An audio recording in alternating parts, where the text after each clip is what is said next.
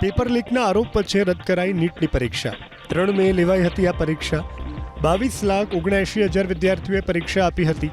નીટની પરીક્ષાનું આયોજન કરતી એજન્સી એનટીએ કહ્યું ભારત સરકારની મંજૂરી મળ્યા બાદ પરીક્ષા રદ કરવાનો નિર્ણય કરાયો છે હવે નીટની પરીક્ષા ફરીથી લેવાશે નવી તારીખોનું એલાન જલ્દી જ કરાશે તો આ તરફ કેન્દ્ર સરકારે આ મામલાની તપાસ સીબીઆઈને સોંપી છે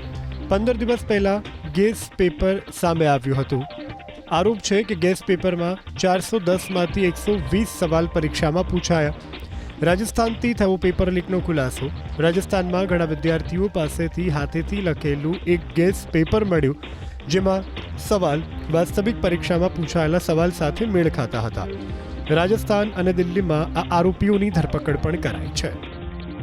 हम जो अगली परीक्षा दोबारा कराएंगे उसके लिए कोई एडिशनल फीस नहीं चार्ज करेंगे और न ही सिर्फ वह, क्योंकि बच्चों को दोबारा आना पड़ रहा है परीक्षा देने के लिए। हमने जो पहली बार जो परीक्षा कराई थी उसके लिए जो फीस ली थी उसको भी हम रिफंड करेंगे ताकि एनटीए अपनी जिम्मेदारी को समझे और हमने सारी जो इन्फॉर्मेशन है वह सीबीआई को उपलब्ध करा रहे हैं ताकि सीबीआई जो भी व्यक्ति हो उसको ढूंढे, उसको जेल भेजे, उसको समस्या